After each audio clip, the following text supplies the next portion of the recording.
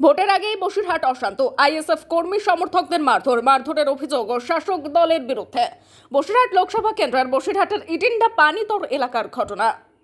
আহত আইএসএফ কর্মীদের অভিযোগ, তারা ভোটের প্রচারের জন্য দলীয় পতাকা ও ব্যানার টানাচ্ছিল। সেই সময় তৃণমূলের দুষ্কৃতী বাহিনীরা এসে আইএসএফ এর লাগানো পতাকা ব্যানার খুলে খুলে ফেলে দেয়। আইএসএফ কর্মীরা বাধা দিতে গেলে তখনই তৃণমূলের দুষ্কৃতীরা তাদের উপর চড়াও হয় এবং মারধর করে।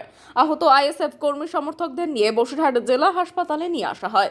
যদিও পুরো বিষয়টি অস্বীকার করেছে বসিরহাট দক্ষিণ বিধানসভার তৃণমূল বিধায়ক সপ্তর্ষি ব্যানার্জি।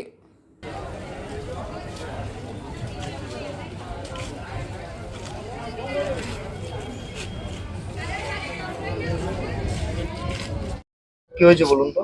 আজকে আমাদের ছেলেরা ইটিন্ডে পানিতর পঞ্চায়েতে আইএসএফের ঝান্ডা দেয়াল পোস্টারগুলো লাগাচ্ছিল। হঠাৎ করে শাসক দলের গুন্ডা বাহিনী এসে বলছে এগুলো তোরা লাগাবি না, এই অঞ্চলে তৃণমূল ছাড়া অন্য কোনো দলের ঝান্ডা ফেস্টান উঠবে না।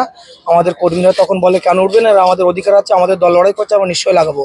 তখন তৃণমূলের শাসক দলের গুন্ডা বাহিনীর আমার কর্মীদের উপরে চড়াও হয়ে একসঙ্গে 30-35 জন এসে মাত্র 3 জন কর্মীকে বেধড়ক মারধর করে।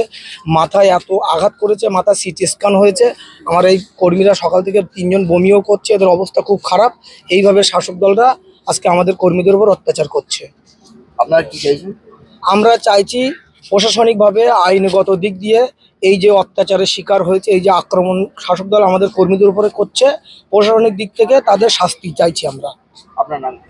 আমার নাম মহিউদ্দিন গাজী। দেখুন, আমাদের কর্মীরা ইটেন্ডা পানিতর গ্রাম পঞ্চায়েতে ওনাদের কর্মসূচি ছিল ঝান্ডা এবং ব্যানার, এই সমস্ত টাঙানো বাঁধা এইগুলোই কর্মসূচি ছিল। এইগুলো করতে করতে হঠাৎ কিছু দুষ্কৃতী তৃণমূলের তারা এসে মারধর শুরু করে। এবং আমার এই ভাই ইনি ভিডিও বানাচ্ছিলেন বলে, যেহেতু ভিডিও ওনারা ছেড়ে দিচ্ছেন বা এই উদ্দেশ্যে বানানো নয়, আমাদের নেতৃত্বকে দেখানো একটা আমাদের থাকে কর্মসূচি থাকে, সেই ভিডিওটা বানাচ্ছিলেন নেতৃত্বদের কাছে পাঠানোর জন্য। তার মধ্যেই দেখা গেল ওরা ছেঁড়া শুরু করলো বা খুলে ফেলা শুরু করলো।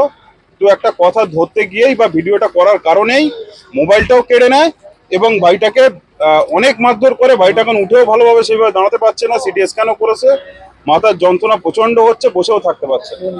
তৃণমূল বুঝে গেছেন যে হেরে যাচ্ছেন, যার কারণে ওনাদের আর রাস্তা নেই।